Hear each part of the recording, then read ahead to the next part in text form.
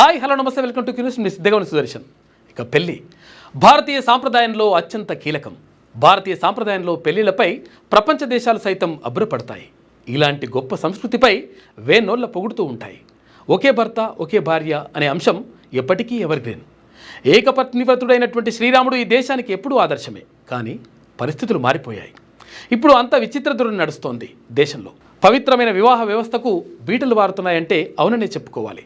ఎందుకంటే ఎన్నడూ లేనంతగా ఈ మధ్య విడాకుల సాంప్రదాయం పెరిగిపోయింది.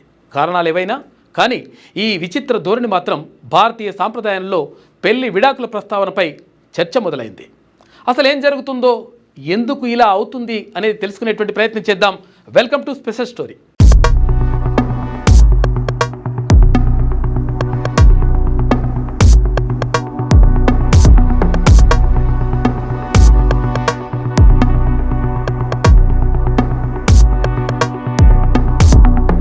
భారతదేశంలో విడాకుల రేటు ప్రపంచంలోనే అతి తక్కువ. కానీ ఇటీవల సంవత్సరాల్లో ఈ సంఖ్య చాలానే పెరుగుతోంది. విడాకుల గణాంకాలు, భరణం విలువ, కారణాలు, ప్రపంచంలో ఎక్కువ విడాకులు తీసుకునే దేశం గురించి వీటన్నిటిని ఒకసారి చూస్తే భారతదేశంలో విడాకుల రేటు ప్రపంచంలోనే అతి తక్కువ. 2022లో కేవలం 0.01% మాత్రమే. అంటే 1000 మందికి ఒక్కరు మాత్రమే విడాకులు తీసుకున్నారు.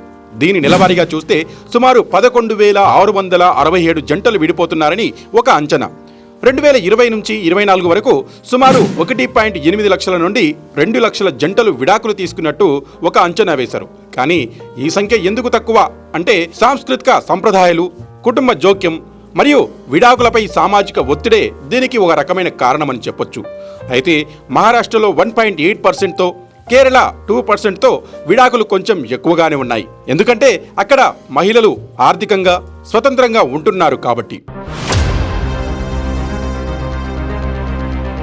మొదటిది వివాహేతర సంబంధాలు, రెండవది శారీరక లేదా మానసిక క్రూరత్వం, మూడవది ఆర్థిక ఒత్తిడి, ముఖ్యంగా నగరాల్లోనే, నాలుగవది దీర్ఘకాలంగా విడిపోవడం లేదా ఒకరినొకరు విడిచిపెట్టడం, ఇంకా మహిళల ఆర్థిక స్వాతంత్రం, విద్య మరియు ఉద్యోగ అవకాశాలు పెరగడం వల్ల అసంతృప్త వివాహాల నుండి బయటపడే ధైర్యం వస్తోంది. కేరళ, మహారాష్ట్రలో ఈ ధోరణి స్పష్టంగా కనబడుతోంది.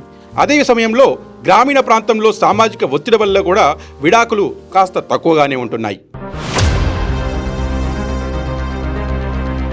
భారతదేశంలో భరణం అనేది విడాకుల తర్వాత ఒక జీవిత భాగస్వామి మరొకరికి ఇచ్చే ఆర్థిక సహాయం. దీనికి నిర్దిష్ట ఫార్ములా అంటూ ఏం లేదు. కానీ కోర్టులు కొన్ని అంశాలను కూడా పరిగణలోకి తీసుకుంటాయి. ఇరు జీవిత భాగస్వాముల ఆదాయం, ఆస్తులు, జీవన విధానం, వివాహ కాలం మరియు ఆధారపడిన పిల్లల అవసరాలు, నెలవారీ భరణం సాధారణంగా చెల్లించే జీవిత భాగస్వామి ఆదాయంలో 25%గా ఉంటుంది. ఉదాహరణకు ఒక వ్యక్తి నెలకు ₹1,00,000 సంపాదిస్తే 25,000 భరణంగా చెల్లించవచ్చు. ఒకేసారి చెల్లించే భరణం 1/5 నుండి 1/3 వరకు ఆస్తుల విలువగా ఉంటుంది. 2025లో యజేంద్ర చహల్ తన భార్య ధనశ్రీకి ₹4,75,00,000 చెల్లించారు.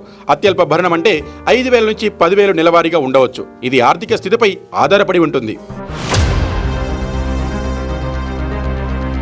ప్రపంచంలో అత్యధిక విడాకులు మాల్దీవ్స్లోనే జరుగుతున్నాయి.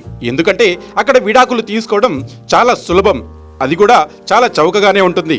మహిళలు ఆర్థికంగా స్వతంత్రంగా ఉండడం వల్ల ఓ కారణమని చెప్పొచ్చు. భారతదేశంతో పోలిస్తే సామాజిక ఆర్థిక అడ్డంకుల వల్ల విడాకులు చాలా తక్కువగా ఉన్నాయి. విడాకులు అనేవి వ్యక్తిగత నిర్ణయం, కానీ దాని వెనుక సామాజిక ఆర్థిక కారణాలుంటాయి. భారతదేశంలో విడాకులు తక్కువైనప్పటికీ మారుతున్న సమాజంలో ఈ సంఖ్య పెరుగుతోంది. భరణం ద్వారా ఆర్థిక భద్రత అందించడం కోర్టుల యొక్క లక్ష్యంగా కనిపిస్తుంది.